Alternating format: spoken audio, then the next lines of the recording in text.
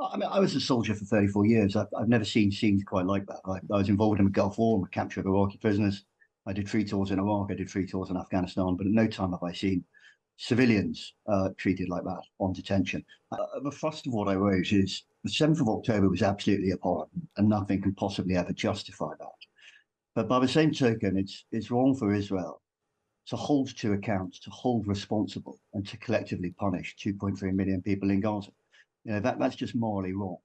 And if Israel wished to retain the moral supremacy, then it's important that they fight this war with morality. And what I saw in those images, particularly those recent images of the prisoners that had been stripped, and these weren't prisoners actually, they were civilians. They were civilian detainees, and I found it really uncomfortable to see the way in which they were being treated by the IDF. It reminded me to a certain extent of the West's action after 9/11, where their search for justice and retribution ultimately allowed their moral compass to waver. And what we saw after 9/11 were things like rendition, detention without trial, and the awful scenes from Abu Ghraib. And really the thrust of my email, the thrust of that tweet that I put out was a cautionary tale about what happens if nations and if militaries do lose their moral compass.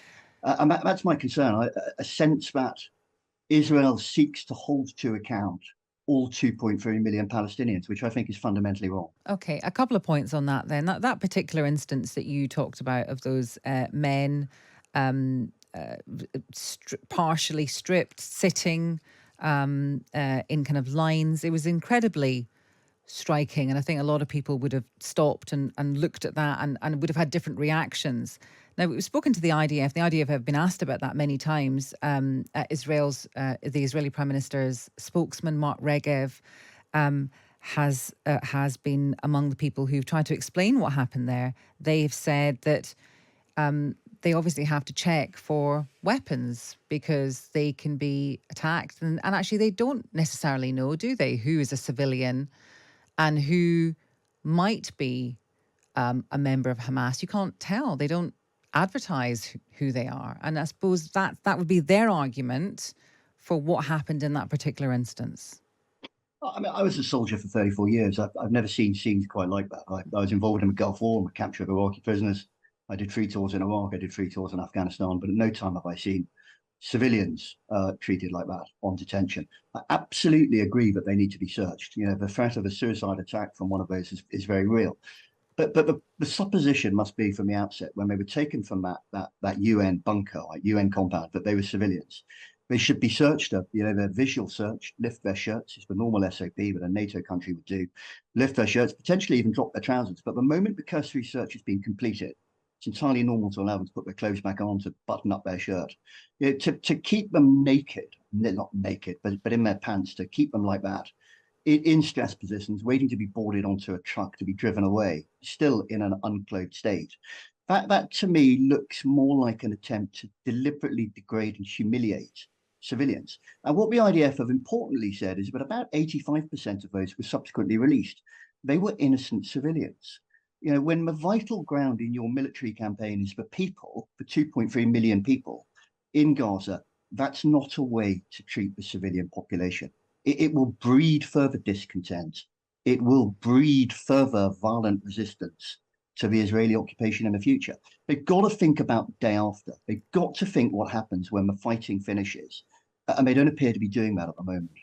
I just want to read this quickly to you from Barbara. I question your use of the term collective punishment. Israel has to send a clear message to Iran and Hezbollah that if pushed too far, it will respond in kind. You need to understand Middle Eastern mentality and what is at stake here. If Hamas get away with what it has done, Israel is a goner.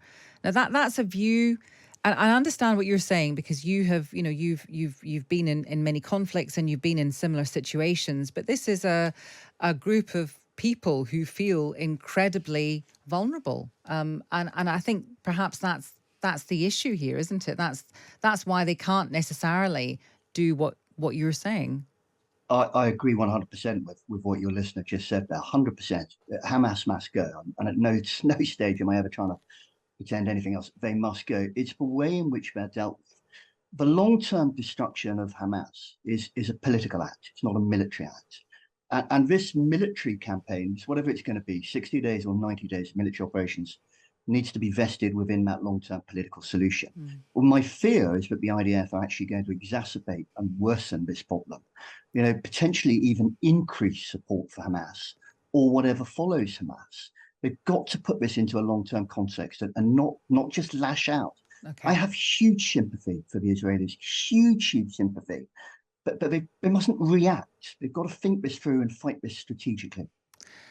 Charlie, thank you. That's Major General Charlie Herbert. Let's talk to Yossi Beilin, who is Israel's former foreign minister and initiated the Oslo Accords. Morning to you, Yossi. Good morning. I don't know if you heard that from a British soldier there who's fought in various places, including Afghanistan and Iraq. And his concern was that the military action is compromising the ability to think about the day after. Do you recognise the concerns that he was raising? Of course. I mean, I can agree to most of what he said. I mean, I'm worried about the situation. We find ourselves in a kind of a catch-22. It's not the regular situation in which you can say to the Hamas, let us sit together and find a compromise and end the war, because they are not there for us. I mean, they don't want to talk to us. They don't want to recognize Israel or whatever.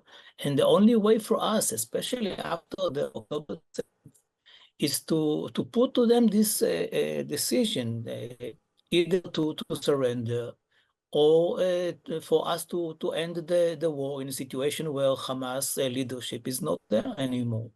And that other Palestinians, I mean, the Palestinian Authority, hopefully, will be in charge of the Gaza Strip, as it was before they actually from the authority in 2007. So events like the naked or almost naked people hurts me exactly as it hurts everybody else. And the army already, I think, promised not to repeat this picture because it is idiotic. But innocent people are hurt. There is no question about it. And I mean, I can warn against it. I can cry for that, but I must admit, a much better solution in order to finish the story of Hamas in Gaza. What we have to do is to do our best in order not to lose the moral high ground. I agree. But I guess the problem here, Yossi, I take your point very, very keenly. However, we always hear Israeli representatives, not you, I'm talking about when we talk to the government itself or we talk to the IDF, and they say, yeah, we're doing our best. We're doing our best. And at some point, that is going to ring hollow to more and more people. We're doing our best. We're doing our best. Yes, but there were some people who were 85% of whom were innocent, were held in a degrading position. Yes, but 20,000 people may have died. Yes, but some children, lots of children have died. And this argument that we're doing our best in a difficult situation may stop actually working with people who you want it to work for, which are the many reasonable people who want to support Israel's right to exist.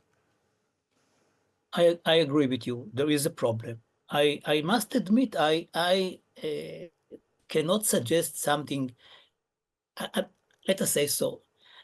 I suggested many solutions, from the Oslo Agreement to my understandings with Abu Mazen in '95 to the Geneva Initiative, and now to the future confederation between the Israel and the Palestinian state.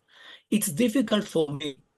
Once I support this campaign against Hamas in Gaza, which is actually the use of force, which I am not enthusiastic about. It's difficult for me to sit at my home, even though from time to time I have to run to the shelter when there are missiles from Gaza. Still, there are missiles from Gaza against Tel Aviv and other places, and to say, don't do that, do that. I mean, with the naked people, I could easily criticize it and say, don't do that, and I hope that they will not repeat it. But generally speaking, to say or to suggest how the civilian society in Gaza will not pay a price, even if it is a totally innocent group of people, in such a situation, I'm not wise enough. I must admit. Yeah, I think that, and that's a very, it's a very humble and I think unassailable point to leave it on, Yossi. How do you pursue a military strategy like this, which doesn't bring about innocent deaths? Yossi Beilin, thank you for joining us. He's Israel's former foreign minister. He initiated the Oslo Accords. He supports the notion of peace. He supports the notion of attacks on Hamas. But how you square those things is beyond his wisdom.